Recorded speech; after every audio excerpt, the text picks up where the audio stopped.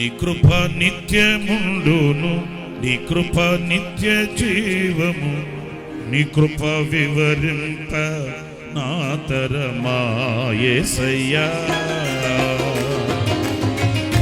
నీ కృప నిత్యముండును, నీ కృప నిత్య జీవము, నీ కృప వివరింప నా తరమా యేసయ్యా.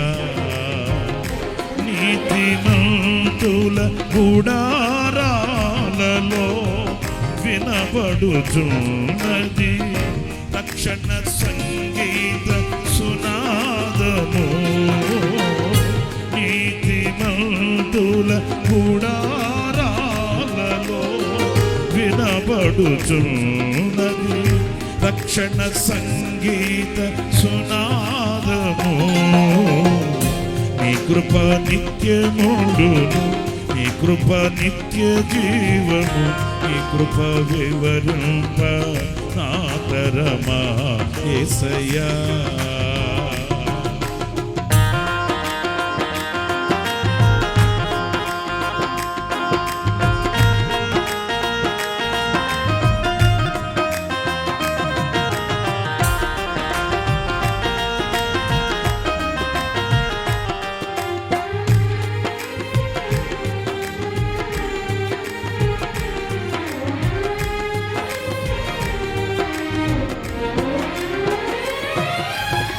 శృతి ఉన్న పాటలకు విలువలు ఉన్నట్లే కృతజ్ఞతనిచ్చావు, కృపలో నిలిపావు.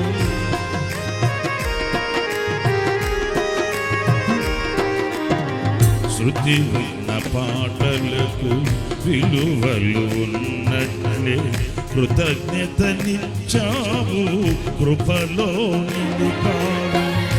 కృంగిన వేళలో నన్ను లేవనెత్తిన చిరునామా నీవేగా.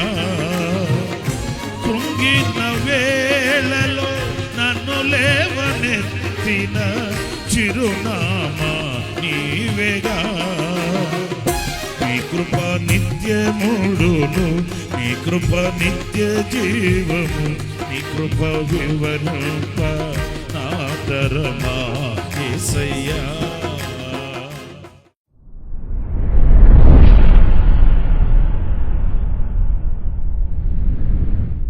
Praise the Lord. ప్రభు అయిన యేసుక్రీస్తు ప్రశస్త నామంలో మీ అందరికీ హోసన్నా మినిస్ట్రీస్ తరపున హృదయపూర్వకమైన వందనాలు తెలియపరుస్తున్నాను. ప్రియులారా, పరిశుద్ధ గ్రంథంలో కుటుంబపు వ్యవస్థకి ఒక ఉన్నతమైన ఘనతను ప్రభు అనుగ్రహించాడు. ఈ కుటుంబపు వ్యవస్థలో ఎంతో ఆశీర్వాదం, దీవెన దేవుడు అనుగ్రహించాడు. అందుకే ఆయన ఆశీర్వదించి ఫలించమని, వర్ధిల్లమని, అలాగే సమస్తమును లోపరుచుకొనమని, ఇలాంటి దీవెనలన్నీ ఆయన అనుగ్రహించాడు. కానీ ఈ రోజున ఆ వ్యవస్థ ఎలా ఉంది అనేది, ఈ కుటుంబపు వ్యవస్థ ఎలా సాగుతుంది అనేది మనందరికీ తెలుసు. దేవుని దివ్యమైన ఆశీర్వాదాలతో ప్రభుని స్తుతిస్తూ కృతజ్ఞత కలిగి ఆనందంగా, రమ్యంగా కుటుంబపు వ్యవస్థని నడిపించుకునే వాళ్ళు కొందరు కనిపిస్తారు. కానీ ఈ వ్యవస్థని నడిపించుకోవడానికి ఇబ్బంది పడుతూ అవస్థపడేవాళ్ళు మరికొంతమంది కనిపిస్తారు. కానీ పరిశుద్ధ గ్రంథంలో కుటుంబాలతో కూడా కొన్ని శ్రేష్టమైన అనుభవాలు కలిగినటువంటి వ్యక్తుల్ని, ఆ కుటుంబాలని మనం చూస్తాము. ఒకవేళ ఈ కుటుంబాలతో మన కుటుంబాలని సరిపోల్చుకొని చూసినప్పుడు సరిదిద్దుకొనవలసినవి ఏవైనా ఉంటే వాటిని సరిచేసుకోవడం శ్రేష్టమైనవి అనేది నేను భావిస్తూ ఉన్నాను. పరిశుద్ధ గ్రంథంలో మీకు ఒక కుటుంబాన్ని పరిచయం చేస్తాను. అది కొర్నేలు యొక్క కుటుంబాన్ని నేను మీకు పరిచయం చేస్తున్నాను. చూడండి, ఆ కుటుంబము అన్నప్పుడు చాలామంది ఉంటారు. భార్య, భర్త వారు మాత్రమే కాకుండా పిల్లలు ఉంటారు, వారిలో చిన్నవాళ్ళు, పెద్దవాళ్ళు ఉంటారు. ఆ కుటుంబం అంతటిలో ఒకే అనుభవం కలిగి ఉండడం అనేది చెప్పుకోదగ్గ విషయం అండి. ఎందుకంటే మనం చూస్తున్నాం కదండి, కొందరు అలా ఉంటే కొందరు ఎలా ఉంటారు. పిల్లలు ఒక విధంగా ఉంటే తల్లిదండ్రులు మరొక విధంగా ఉంటారు. భార్యాభర్త వాళ్ళిద్దరిలో కూడా ఒకరు మరొక విధంగా ఉంటే వీళ్ళు మరొక విధంగా ఉంటారు. పొసకని అనుభవాలు, లేక కలిసి ఉండలేని, కలిసి నడవలేని, కలిసి ముందుకు వెళ్ళలేని అనుభవాలు ఎన్నో కుటుంబ వ్యవస్థలో మనం చూస్తున్నామండి. అందుకే స్వర్గసీమలుగా ఉండవలసిన కుటుంబాలు ఈ రోజున మీరు మరోలా భావించొద్దు ఈ మాట అంటున్నానని, నరక కూపాలుగా ఉంటున్నాయండి. అనేక సమస్యలు, అనేక ఇబ్బందులు, మనుషుల మనసులు కలవని అనైక్యత, ఇవన్నీ కుటుంబపు వ్యవస్థని అతలాకుతలం చేసేస్తున్నాయి. కానీ ఈ కొర్నేలి కుటుంబాన్ని మనం చూసినప్పుడు మీకు ఒక చక్కటి వాక్యాన్ని నేను చదివి వినిపిస్తాను. అపోస్తలుల కార్యాల గ్రంథం 10వ అధ్యాయం ఆ మొదటి వాక్యాన్ని నేను చదువుతున్నానండి. ఇటలీ పటాలమనబడిన పటాలములో శతాధిపతి అయిన కొర్నేలి అను భక్తిపరుడుకుడు కైసరియాలో ఉండెను. అతడు తన ఇంటి వారందరితో కూడా దేవుని యందు భయభక్తులు గలవాడై ఉండి ప్రజలకు బహుధర్మము చేయుచు ఎల్లప్పుడూ దేవునికి ప్రార్థన చేయువాడు. ప్రియులారా చూడండి, ఇక్కడ కొర్నేలి గురించి మనం ఏమని చదువుకుంటున్నాము? ఇంటి వారందరితో కూడా దేవుని యందు ఎంతో భయభక్తులు కలిగిన వాడంట. ఒకసారి మీరు ఆలోచించండి, ఇంటి వారందరినీ ఈ భయభక్తులు కలిగిన వారుగా నడిపించుకోవడం అనేది ఎంత శ్రేష్టమైన అనుభవమో మీరు చూడండి.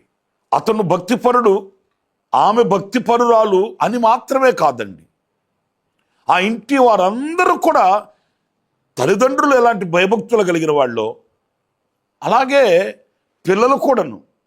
పిల్లలు ఎంత భయభక్తులు కలిగిన వాళ్ళో అలాగే తల్లిదండ్రులు కూడాను. ఆ ఇల్లు లేక ఆ కుటుంబం అంతయు కూడా. నా ప్రియమైన సహోదరులారా, ఇది ఎలా సాధ్యమై ఉంటుంది?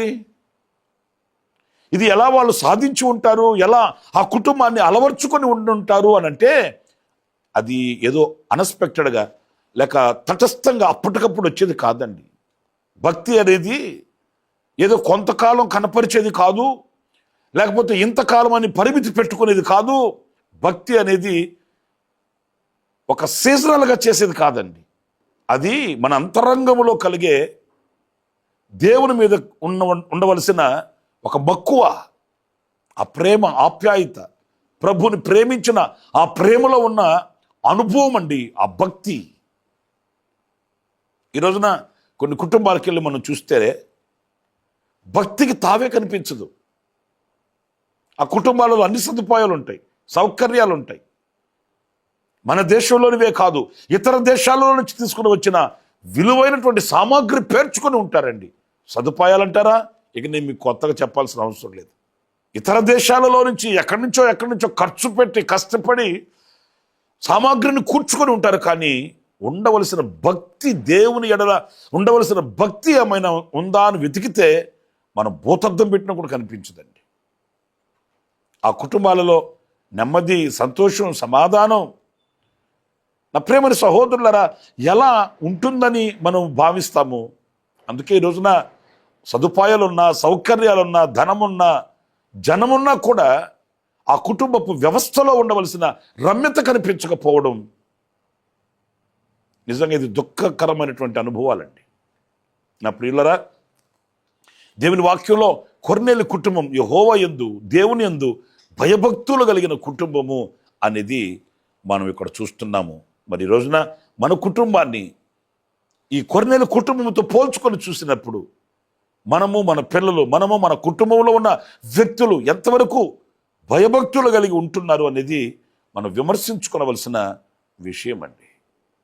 మరొక విషయాన్ని కూడా నేను మీకు జ్ఞాపకం చేస్తాను.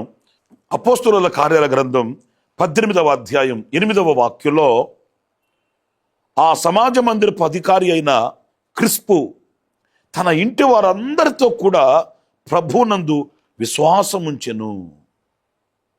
చూసారండి, ఇవన్నీ కొన్ని మనకు వింతగా అనిపిస్తాయండి. ఎందుకంటే కుటుంబంతో కూడా, కుటుంబంలో ఉన్న వారందరితో కూడా ప్రభునందు విశ్వసించిన వాడంట, విశ్వాసము గలవారంట. ప్రియమైన వారలారా, విశ్వాసము అనేది వ్యక్తిగతము, ఇంకా చెప్పాలంటే అంతరంగికంగా కలిగే భావన. అది మన హృదయంలో కలిగే భావన అది. దేవుని మందిరంకి వెళ్ళాలి అనంటే కదిలి వెళ్తారు, లేక అది ఒక క్రమానికి సంబంధించింది, గుర్తుపట్టవచ్చు మనం. కానీ విశ్వాస సంబంధమైన బ్రతుకుని ఎలా గుర్తుపట్టగలము అనంటే పరిశుద్ధ గ్రంథం ఆ కుటుంబాన్ని గురించి సాక్ష్యం ఇస్తుంది. ఆ ఇంట్లో ఉన్న వారందరూ విశ్వాస సంబంధమైన వ్యక్తులట, ప్రభునందు విశ్వాసము గలవారట. అంటే ప్రతిదీ కూడా ప్రభునందు విశ్వాసం నుంచి పొందుకోవడం. ఏది అడుగుతున్నామో, ఏది ప్రార్థిస్తున్నామో, ఏది దేవుని సన్నిధిలో అంగలార్చి మొరపెట్టుకుంటున్నామో దానిని విశ్వాసము వలన పొందుకోవడం అనేది ఆత్మీయునికి ఒక ఘనత అండి. ఏదో బైబిల్ చదవచ్చు కాదనట్లే, మరి బైబిల్ చదివిన సందర్భాన చదివిన వాక్యాన్ని విశ్వసించగలమా? ప్రార్థన చేయొచ్చు మనం కాదనట్లే, కానీ చేసిన విషయాల్ని విశ్వసించి పొందుకోగలమా? ఇవన్నీ ఆధ్యాత్మికమైన విలువల్ని చూపిస్తాయండి. ఇవి అందరికీ కలిగేవి కావు, ఇవి అందరికీ లభ్యమయ్యేవి కావు. ఇవి ఆత్మీయులైన వారి గుండెల్లో ఉండే ఒక ఉన్నత స్థానాలండి. మీరు ఆలోచించండి, ఆ ఇంటి వారందరూ ప్రభునందు విశ్వాసము గలవారు అన్నప్పుడు వాళ్ళ ఆధ్యాత్మికమైన విలువలు ఎలా ఉన్నాయి?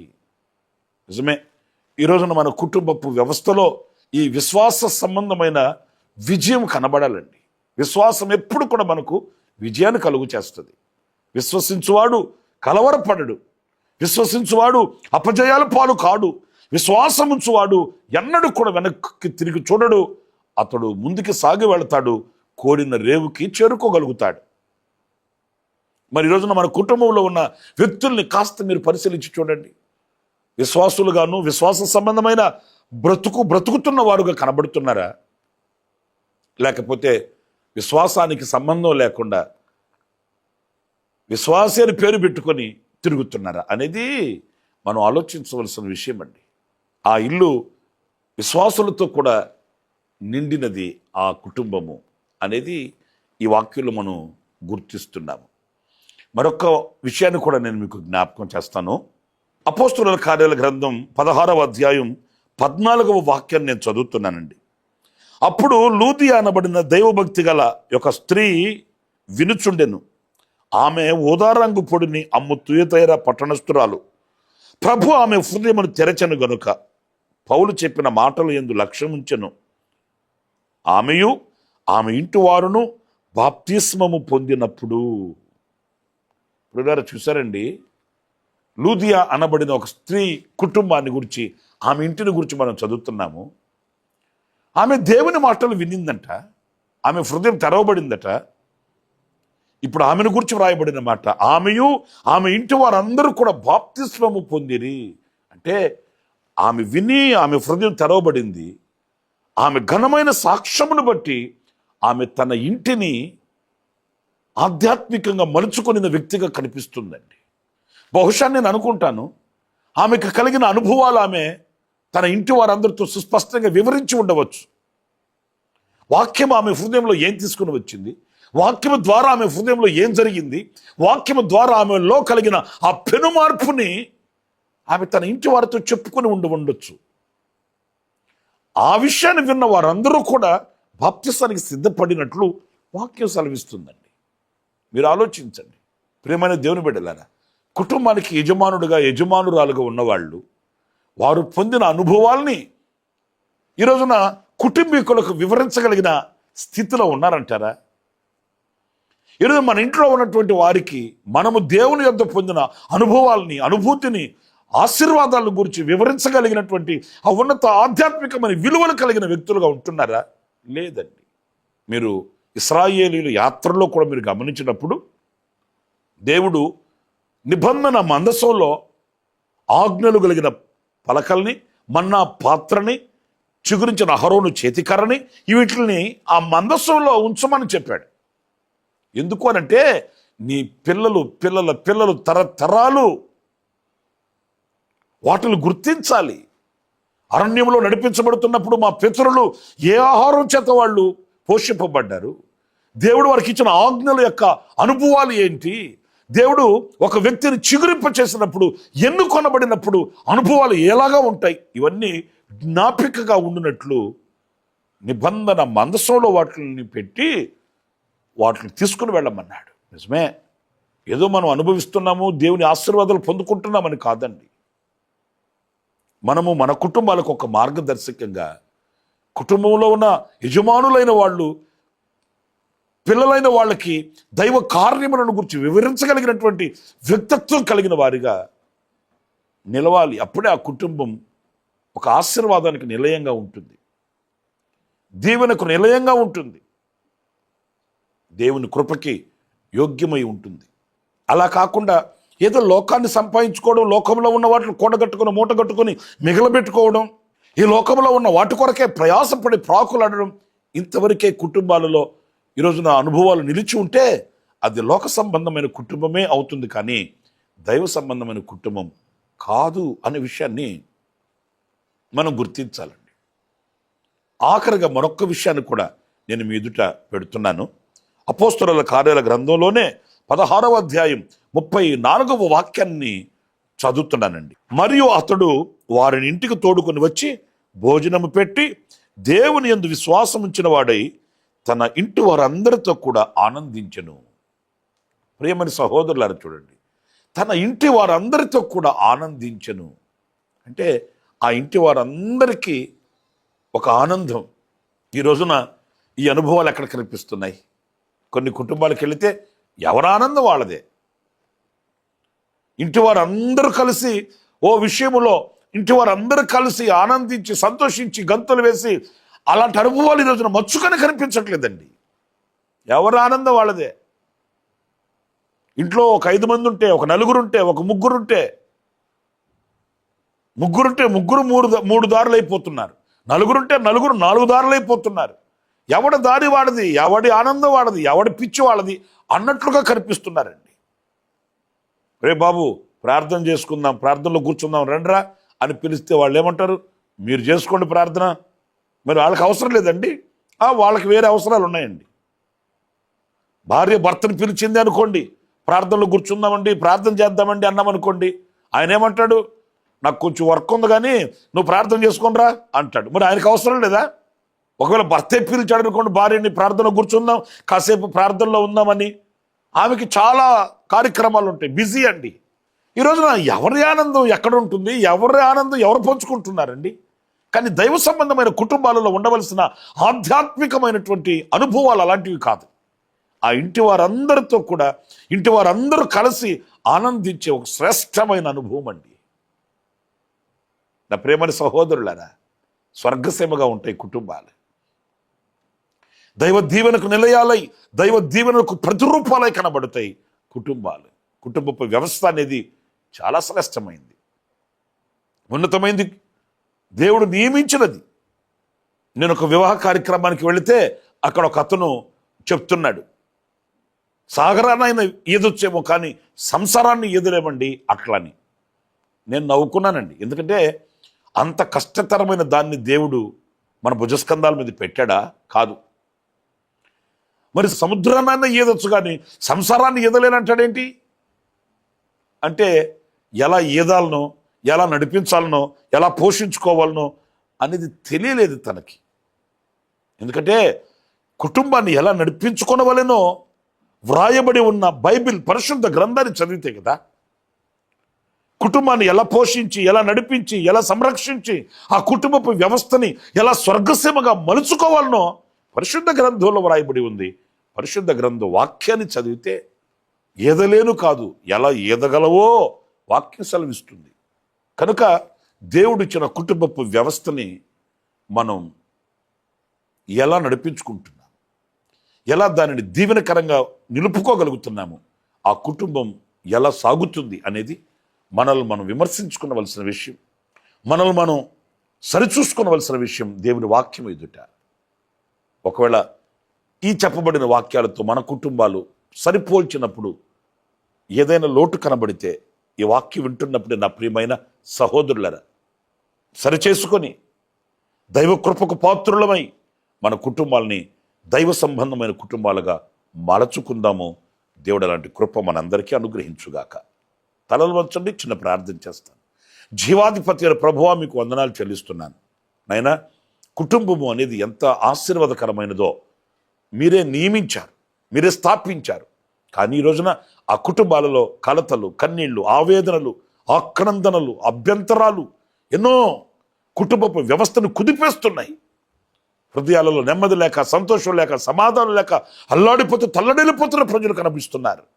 ఇదిగో వాక్యమందు మేము చదివిన రీతిగా కుటుంబాలలో ఉండవలసిన అనుభవాల్ని మా కుటుంబాలను సరిపోల్చుకొని సరిదిద్దుకోవడానికి సహాయం చేయమని, కొర్నేలు కుటుంబం వలె భయభక్తులు కలిగి, క్రిస్పా కుటుంబం వలె విశ్వాసము కలిగి, నాయన లూదియా కుటుంబం వలె బాప్తిస్మమును పొంది, నా తండ్రి ఆ జైలు అధికారి కదా కుటుంబపు అందరితో కూడా కలిసి ఆనందించినట్లుగా ఆనందదాయకమైన అనుభవాలలో ముందుకు వెళ్ళడానికి కుటుంబాలకి మీరు కృప చూపించమని, ఎంతమంది ఈ రీతిగా ఉండాలని ఆశించి కోరుకుంటున్నారో, ప్రార్థిస్తున్నారో, ఇదిగో తమ కుటుంబాలు ఎలాగా స్వర్గసీమలుగా ఉండాలని మొరపెట్టుకుంటున్నారో వారిని, వారి కుటుంబాలలో ఉన్న ఒక్కొక్కరిని మీ పాదపద్మానికి అప్పగిస్తున్నాను. దీవించి ఆశీర్వదించి మహిమ మీరు పొందుకొనమని యేసు నామములో ప్రార్థించి వేడుకొనుచున్నాను తండ్రి. ఆమేన్, ఆమేన్. ప్రభు మిమ్మల్ని ఆశీర్వదించి దీవించునుగాక. విశేషమైన కృప నా దేవుడు మీకు సమృద్ధిగా అనుగ్రహించుగాక. ఆమేన్. అనుదిన కృపాను సందేశముల కొరకు, ఇంకా మరిన్ని ఆత్మ సంబంధమైన సందేశాల కొరకు ఈ మా యూట్యూబ్ ఛానల్ ను సబ్స్క్రైబ్ చేసుకోండి. Pastor Ramesh hosanna ministries.